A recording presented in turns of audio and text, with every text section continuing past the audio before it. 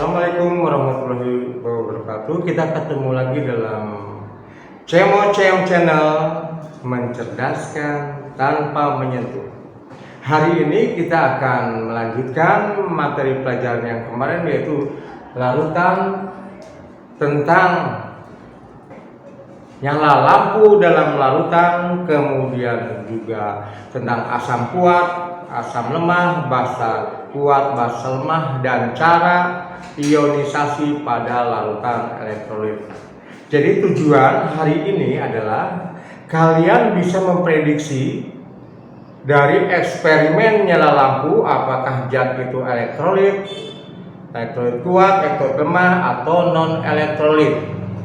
Kemudian kalian juga bisa mengetahui mana larutan-larutan yang merupakan larutan basa kuat, basa lemah, asam kuat, dan asam lemah.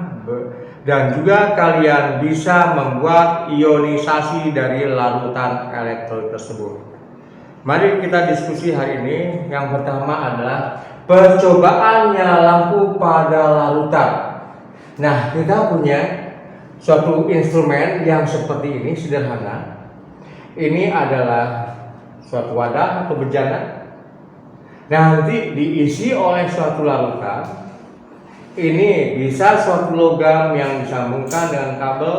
Kemudian ini ada lampunya, dan bisa juga di sini disambungkan dengan misalkan batu baterai di sini. Nah, seperti ini. Ada batu baterainya. Yang pertama, misalkan kita masukkan larutan urea. Nah, kemarin sudah bahwa larutan urea adalah larutan non elektrolit. Ke dalam bejana ini kita masukkan larutan elektrolit. Ternyata di sini indikator lampu tidak menyala. Kemudian di logam ini tidak ada gelembung-gelembungnya. Maka disimpulkan bahwa larutan non elektrolit itu gelembung tidak ada, nyala lampu pun tidak ada. Jadi kalau keterangannya gelembungnya tidak ada dan nyala lampu juga tidak ada, maka kalian vonis itu adalah larutan non elektrolit. Kita masukkan kembali. Misalkan kita punya larutan asam cuka, di mana kimianya CH3COOH. Kita masukkan larutannya, pasangkan alatnya, ternyata di sini ada gelembung-gelembung. Adanya gelembung-gelembung tersebut menandakan adanya reaksi kimia. Larutan elektrolit lemah, maka dia ada gelembungnya. Nah, untuk nyala lampu, kadang-kadang nyala lampu tidak menyala lampunya, atau menyala tapi padam lagi, meredup, kemudian padam. Bisa tidak menyala tapi ada gelembung udaranya, bisa juga redup kemudian mati kembali. Kemudian kita ganti lagi dengan misalkan larutan H2SO4. Kita tahu H2SO4 adalah larutan elektrolit kuat. Jadi di sini ketika kalian masukkan H2SO4 sebagai larutannya, maka gelembung-gelembung pun ada dan banyak. Lampunya pun nyala terang.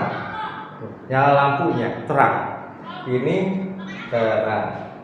Maka dapat disimpulkan jika pada percobaan nyala lampu dalam larutan, kalau gelembung saja tidak ada, maka dia vonis adalah larutan non elektrolit. Untuk larutan elektrolit lemah dan elektrolit kuat, gelembungnya ada. Kalau yang kuat, pasti nyala lampunya juga akan terang. Nah, itu seperti itu. Kemudian kita lanjutkan pada materi larutan elektrolit. Larutan elektrolit sudah kita bicarakan bahwa ada asam, ada basa, dan ada garam. Asamnya di kimia itu ada asam kuat dan asam lemah. Disebut asam kuat jika dia mudah terionisasi. Mudah terionisasi. Ini disebut asam kuat, mudah terionisasi. Disebut asam lemah, dia bisa terionisasi tapi tidak semudah yang kuat. Contoh asam kuat, misalkan kita punya HCl, kita punya H2SO4.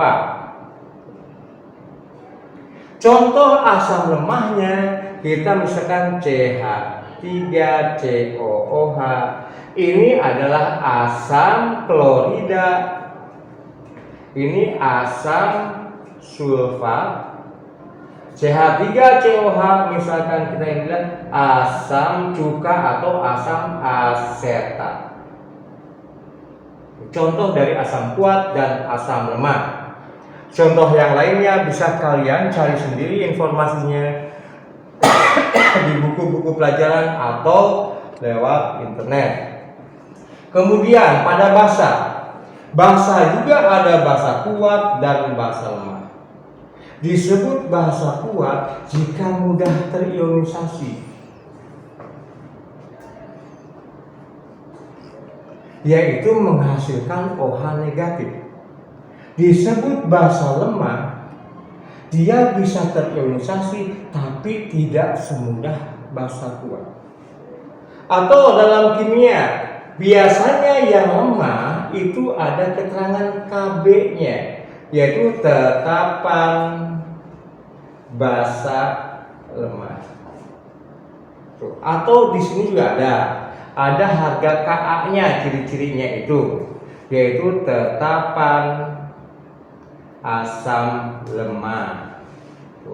Basa kuat yang termasuk golongan basa kuat, misalkan contohnya ada KOH, ada CaOH 2 kali. Ini namanya kalium hidroksida. Ini namanya kalsium hidroksida. Sedangkan contoh yang basa lemah, misalkan kita punya NH4OH, yaitu namanya amonium hidroksida atau AlOH 3 kali, aluminium hidroksida.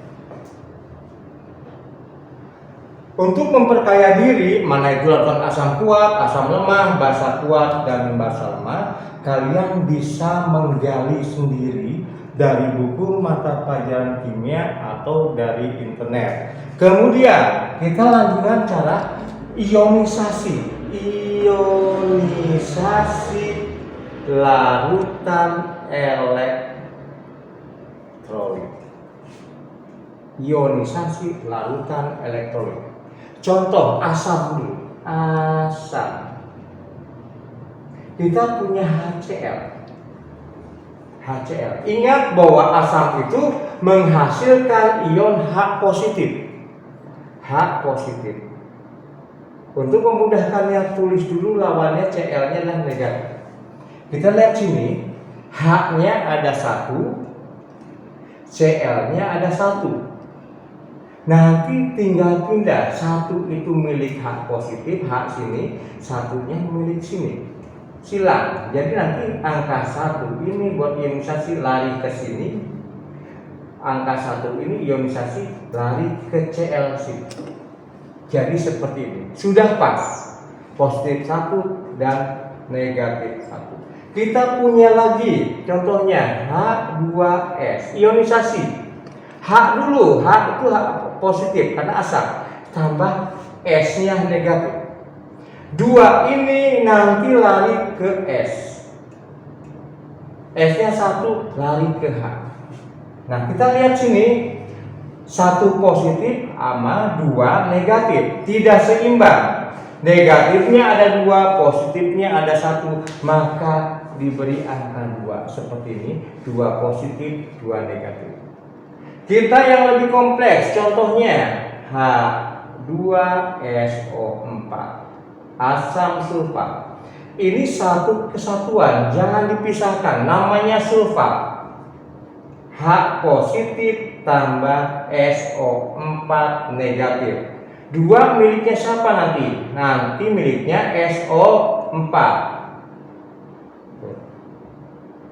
2 negatif, 1 positif, tidak imbang, maka ada angka 2. Kemudian yang basa,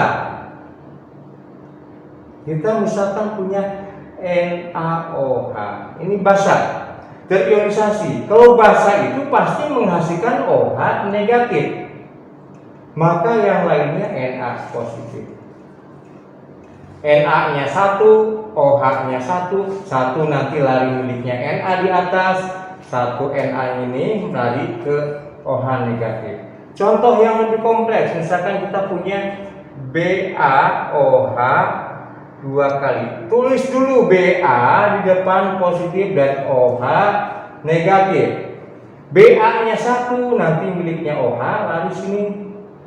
2 OH-nya 2 lari ke positif sini. 2 positif, 1 negatif, tidak imbang, maka harus ada. Contoh lain, misalkan kita ada AlOH 3 kali terionisasi. Tulis dulu Al positif tambah OH negatif. Al-nya ada 1 loncat ke OH, OH-nya ada 3 loncat ke Al. 3 positif, 1 negatif, tidak imbang, maka harus ada angka 3 di sini. 3 negatif, 3 positif. Demikian hari ini kita membahas tentang tadi cara ionisasi larutan elektrolit, kemudian juga larutan elektrolit dan nyala lampu. Demikian sehingga agar supaya kalian memperkaya diri lewat internet atau lewat buku-buku pelajaran kimia. Wassalamualaikum warahmatullahi wabarakatuh.